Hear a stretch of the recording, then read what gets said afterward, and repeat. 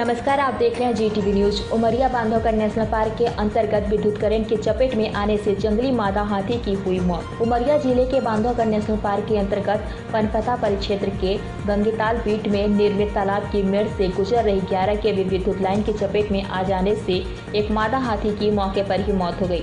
वहीं करीब 15 से 20 हाथियों का एक दल रात्रि के समय गंगीताल गांव के समीप से होकर पार्क वन क्षेत्र में जा रहा था एवं हाथियों की मॉनिटरिंग के लिए बांधवगढ़ पार्क कर्मचारियों का दल भी उनके पीछे पीछे जा रहा था।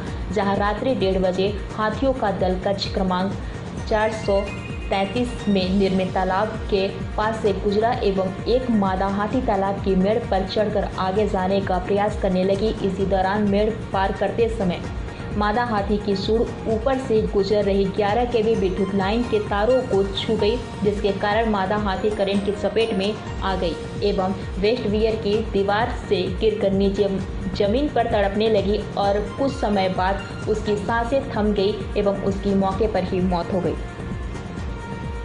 उसी दौरान पार्क कर्मचारियों का दल मौके पर पहुंचा एवं तत्काल अपने वरिष्ठ अधिकारियों को घटना के संबंध में अवगत कराया गया। वही घटना की सूचना मिलते ही बांधवगढ़ नेशनल पार्क के वरिष्ठ अधिकारी संबंधित अधिकारियों के साथ मौके पर पहुंचे एवं मौका स्थल का निरीक्षण किया।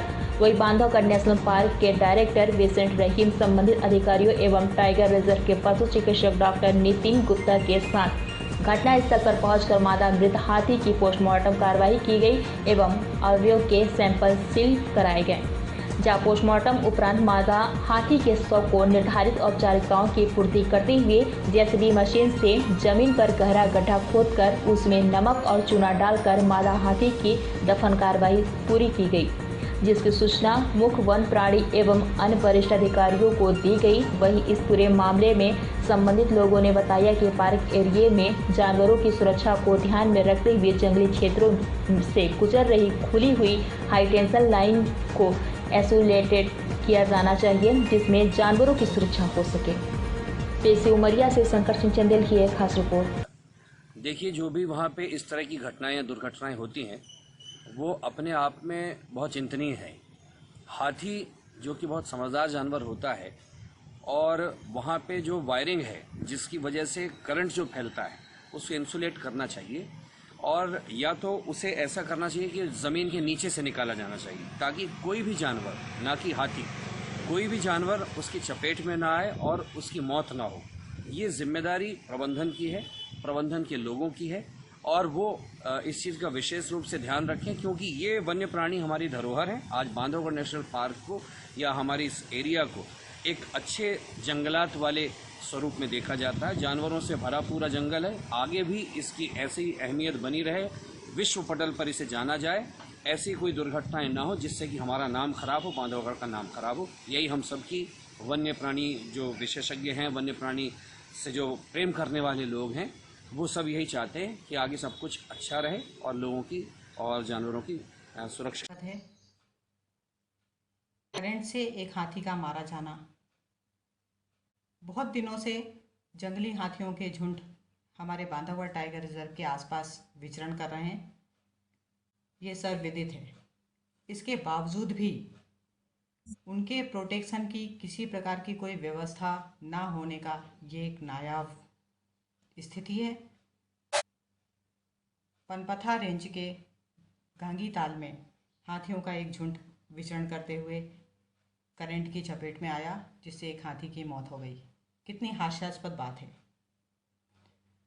जहाँ भी जंगली हाथियों का झुंड या जंगली जानवरों की स्थितियाँ होती हैं, वहाँ पहले से वन विभाग का अमला मौजूद होता है जो कि चारों तरफ विचरण करता रहता है। टाइगर प्रोटेक्शन फोर्स, वन बीट गार्ड हमारे निरंतर चारों तरफ विचरण करते रहते हैं प्रोटेक्शन के लिए। तो क्या उन्हें बिजली का टूटा हुआ खंभा या बिजली का टूटा हुआ तार या करंट की स्थिति आसपास निर्मित हो रही क्या दिखाई नहीं देती?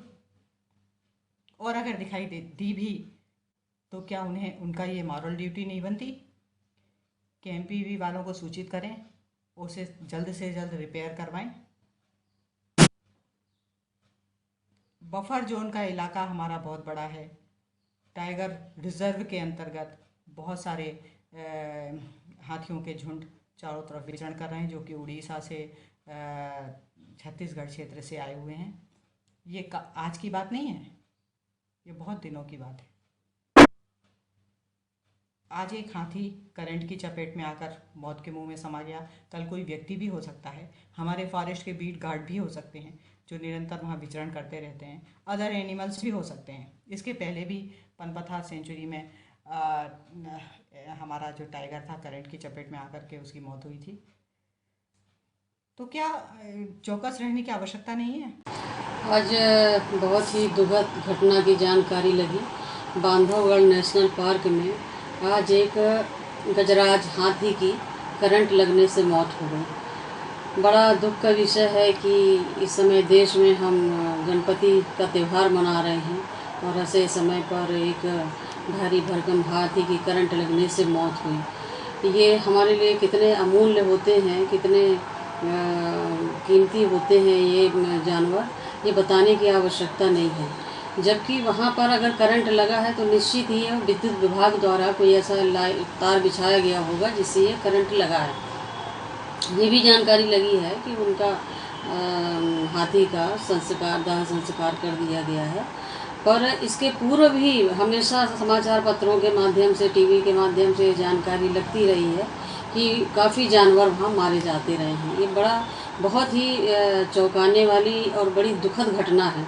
मैं प्रशासन से अनुरोध करूंगी और शासन से अनुरोध करूंगी कि बांधवगढ़ नेशनल पार्क में अगर कहीं भी इस तरह के खुले तार बिछाए गए हैं, विद्युत मंडल द्वारा बिछाए गए हैं या किसी अन्य द्वारा, इस तार को अंदरूनी रूप से ढक दिया जाए और उसकी सुरक्षा के हेतु पुख्ता इंतजाम किए जाए।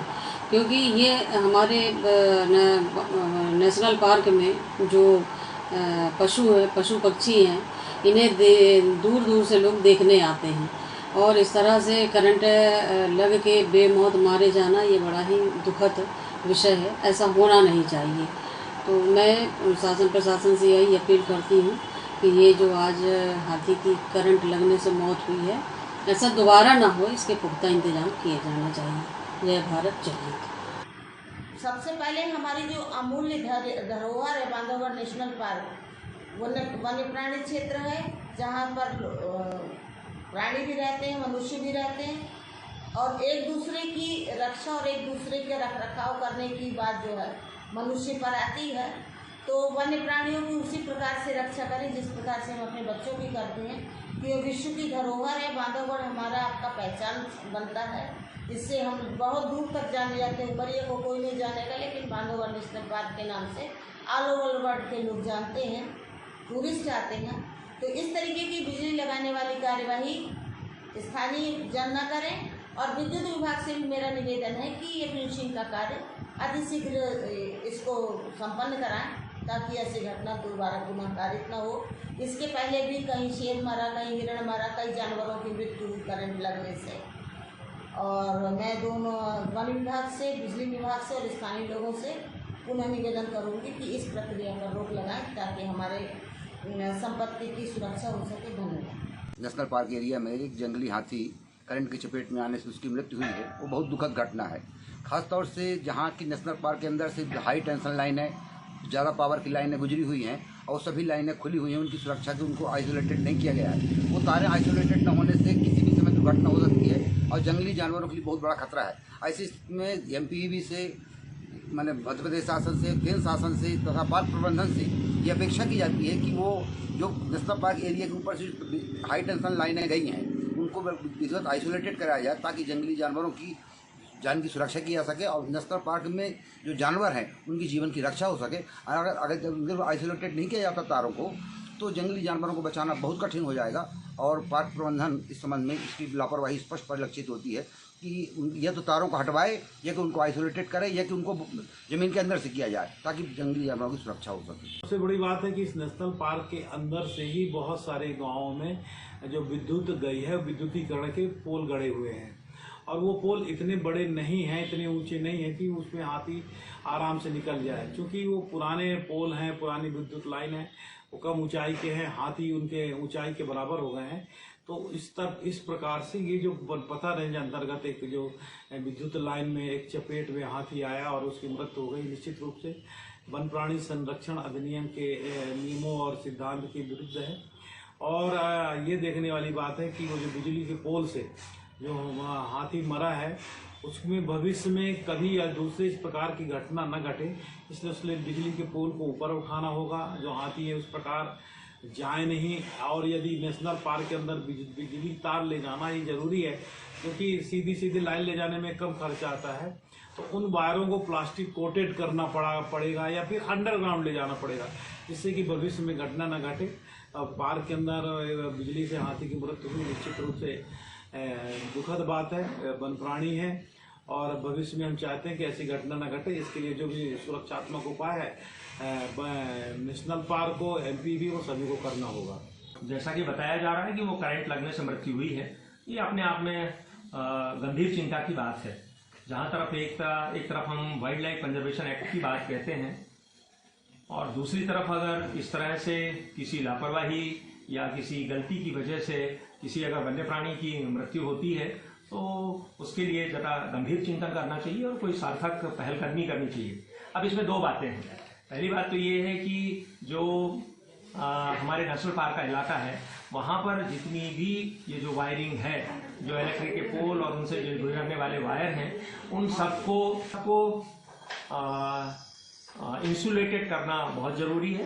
उससे हमने देखा है कि दो बड़े फायदे होते हैं। एक तो ये होता है कि उससे जो ये पावर की या विद्युत की जो चोरी होती है उसके ऊपर रुकावट हो जाती है, और दूसरी बड़ी बात ये होती है कि उससे अगर कोई करंट लीक नहीं होता, पास नहीं होता है, तो उससे जान माल की हिफाजत भी होती है, जान माल को कोई खतरा नहीं होता, यूँ कह सकते हैं। अब असली बात है कि आखिरकार इस काम को करेगा कौन? ये हमारा इलेक्ट्रिसिटी बोर्ड करेगा या हमारे पार्क के प्रबंधन की जिम्मेदारी है। तो इस तरह से ये एक के कोर्ट से बाल दूसरे के कोर्ट में फेंकने से ये कोई समस्या का हल नहीं होगा। मुझे ऐसा लगता है कि यहाँ पे जिला प्रशासन के नेतृत्व में दोनों ही विभाग के अधिकारी आपस में बैठें और ये तय करें कि आखिरकार इस पूरे काम में अगर हम इसको इंसुलेटेड करना चाहते हैं तो इसके लिए क्या खर्च आएगा और वो खर्च का वहन कौन करेगा। हम लोग मिलजुल के करेंगे या कोई एक आदमी करेगा, परंतु मोटी बात यह है कि किसी भी तरह से नेशनल पार्क से जो भी इलेक्ट्रिक वायर गुजर रहा है वहां पर उसका इंसुलेटेड होना तो बहुत जरूरी है, तभी हम अपने वन्य प्राणियों की रक्षा कर पाएंगे। Thank you. जंगली हाथियों का एक दल यहाँ दिसंबर 2018 से बांधवगढ़ क्षेत्र में विचरण कर रहा है, और ये लगभग उसमें प्रजनन होने के पश्चात लगभग 40 के आसपास जंगली हाथी हैं जो अलग अलग दलों में विभक्त हो जाते हैं, और सामान्यतः जंगल में रहते हैं, लेकिन शाम के समय यदि कभी ऐसी अवस्था हो तो आसपास के गाँव में भी वे चले जाते हैं और कुछ फसलों को नुकसानी करते हैं। राज्य शासन ने जो लोक सेवा गारंटी अधिनियम बनाया है उसके तहत कुछ सेवाएं जो हैं वो अलग अलग विभागों को दी।